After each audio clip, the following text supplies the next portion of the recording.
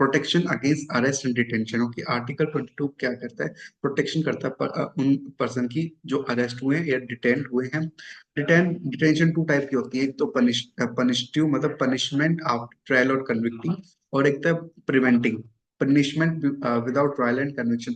एक पहली टाइप होती है कि punishment after trial and conviction, मतलब उस पर केस चला, उसकी पनिशमेंट होगी, तो एक होती है प्रिवेंट, उसको बचाना कि विदाउट ट्रायल एंड कन्विक्शन आप उसको सजा दे रहे हैं, ठीक है।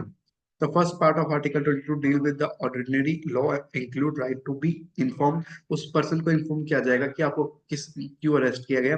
Right to constitute and can be defend by legal party, मतलब आपको चांस दिया जाएगा कि आप अपने आप को डिफेंड कर सकते हो, ठीक है। Right to produce before a magistrate within 24, आपको 24 घंटे के अंदर आपको मैजिस्ट्रेट के सामने प्रेजेंट होना होगा, excluding the journeying time also. Right to release after 24 hour unless the magistrate of the further detention, ठीक है, आपको 24 घंटे के अंदर मैजिस्ट्रेट के सामने आना होगा।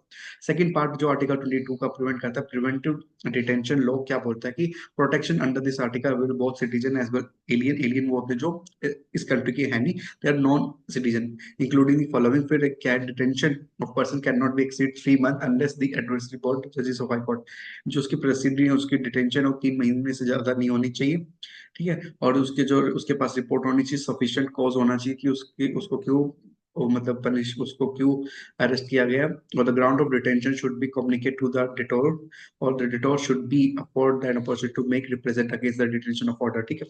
उसके पास अपॉर्चुनिटी हो कि वो अपने आप को भी डिफेंड कर सकता है, ठीक है।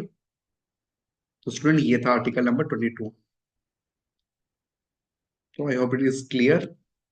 अब आर्टिकल जो 23 एंड 24 क्या बोलता है? 23 बोलता है कि प्रोविडेंस होना चाहिए, जैसे ये ह्यूमन ट्रैफिकिंग होता है ना, वो उसको, ठीक है, और एंड फोर्स लेबर को। आर्टिकल 24 बोलता है ट्रैफिकिंग, इसको ट्रैफिकिंग बोलते हैं, ओके,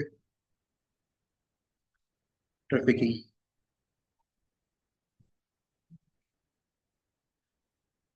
इधर ही करते हैं इसको ट्रैफिकिंग। और आर्टिकल 24 बोलते हैं प्रोटेक्शन ऑफ एम्प्लॉयमेंट, मतलब जो भी चिल्ड्रन को आप एम्प्लॉय नहीं कर सकते कोई फैक्ट्रीज में, ठीक है।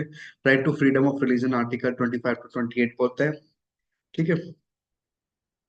और आर्टिकल 25 बोलता है freedom of conscience profession practice promotion, ठीक है। इसको इधर आप चेंज करके इधर लिख दीजिए ट्रैफिकिंग, ठीक है, इसी एस टू लिखा। फिर उसके बाद आर्टिकल 26 बोलता है कि आप अपने रिलीजियस अफेयर है, ठीक है, ये अफेयर अफेयर मैनेज कर सकते हो, ओके। फिर आर्टिकल 27 बोलता है freedom freedom to payment of taxes for promotion of an religion, particular religion. फिर आर्टिकल 28 बोलता है कि आप you have to right to attend any religion institution worship place और सेंटर एजुकेशन इंस्टीट्यूशन। फिर culture and education education right होते हैं आप आर्टिकल 29 to 30, आपके कल्चर एंड एजुकेशन राइट है। यहाँ पे आपको राइट दिए गए कि आपके पास राइट है, आपके पास कल्चर राइट है, लिंग्विस्टिक माइनॉरिटीज को अधिकार दिए जाते हैं कि आपके पास राइट टू रिलीजियस है, आपके पास आपके कल्चर राइट को प्रोटेक्ट कर सकते हो, आपको फैसिलिटीज दे रही है कि अपने हेरिटेज अपने कल्चर को आप प्रिजर्व कर सकते हो। एजुकेशन राइट्स भी दे रखे ताकि आप अपनी एजुकेशन ले सकते हो without any discrimination.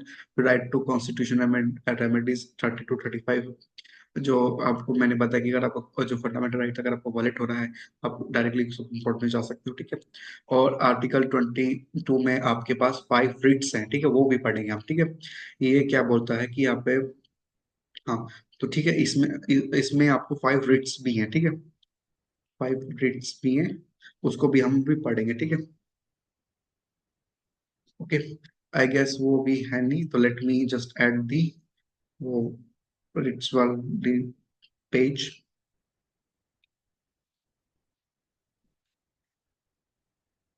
Just give me 2 minutes।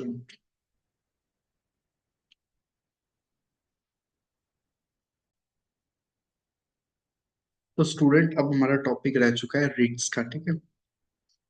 तो ये 5 प्रकार की रिट्स होती हैं। फर्स्ट है हैबेट कॉर्पस, मेडलस, क्वाइट वारंटो, प्रोबिडेशन एंड सैरी करोटेस, ओके। इसका क्या पर्पज है, कब इश्यू हो सकती है और कब इश्यू नहीं हो सकती? हैबेट कॉर्पस है directly direct the release of person detain unlawful. उस पर्सन को आप बेसिकली यहाँ पर क्या होएगा कि direct the release of person obtain the unlawful, जिसने मतलब कोई कानून नहीं तोड़ा है और फिर भी आप उसको अरेस्ट करते हो, तो आप उस पर्पस पे की जाती है। यहाँ पर कब इश्यू हो सकती है कि वो पब्लिक अथॉरिटी या प्राइवेट इंडिविजुअल पे हुई हो। ठीक है, मतलब यहाँ पे क्या है कि आपको एक इंसान को अनलॉफुल गैर कानूनी कानून कानून करने के उसमें उसको अरेस्ट किया जाता है।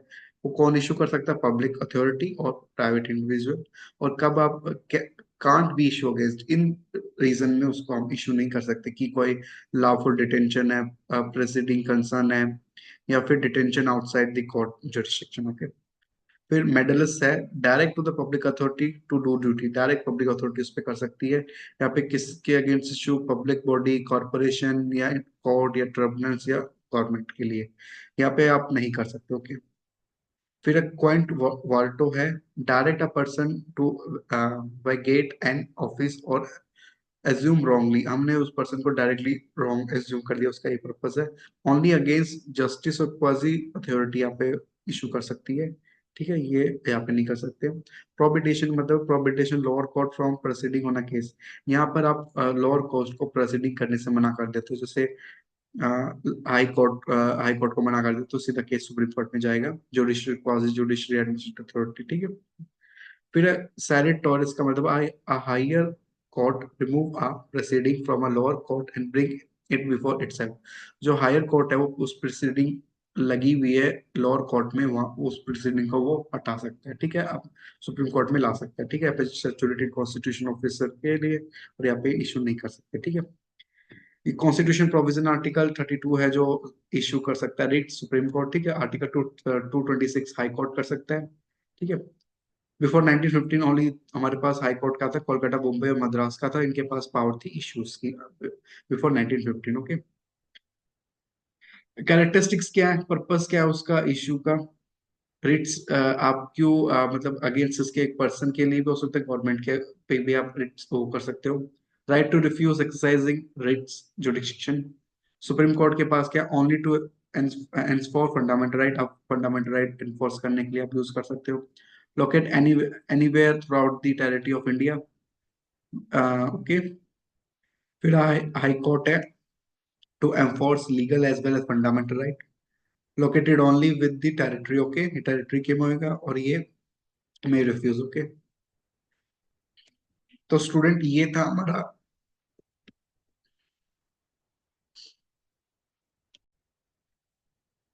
तो स्टूडेंट ये था आज का हमारा लेक्चर। ये आज का हमारा लेक्चर था फंडामेंटल राइट्स